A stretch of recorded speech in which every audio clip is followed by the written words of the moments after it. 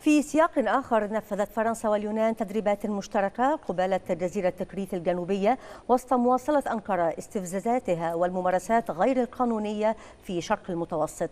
يتزامن ذلك مع إعلان فرنسا أنها بصدد نشر طائرتين مقاتلتين من طراز رافال والفرقاط لافايت في شرق المتوسط، مشيرة إلى أنها ستعمل على تعزيز وجودها العسكري في المنطقة.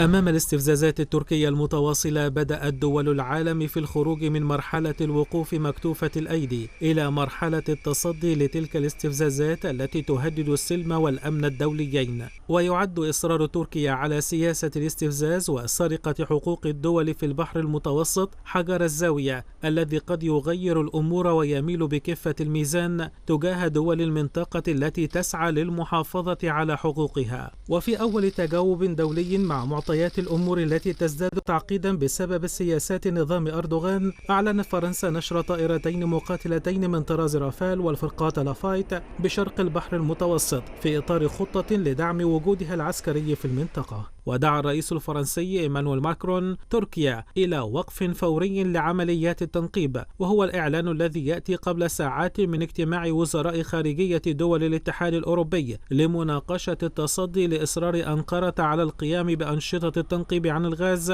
في البحر المتوسط. دول أخرى وعلى رأسها ألمانيا انضمت إلى مصاف الدول الرافضة للتصرفات الاستعمارية التركية، حيث اشترطت برلين على أنقرة وقف الاستفزازات التي تمارسها كشرط لتحسن العلاقات مع دول الاتحاد الأوروبي، مؤكدة على حق اليونان وقبرص لحماية مصالحهما الاقتصادية بالمتوسط. استمرار تركيا في تجاهل القانون الدولي وحقوق الجوار فضلا عن النداءات الدولية أصبح يلقي بمقترح نزع فتيل التوتر عبر الحوار إلى النهاية غير المرغوبة، لتعلو من جديد أصوات العقوبات والانتقادات إزاء تلك التصرفات والانتهاكات.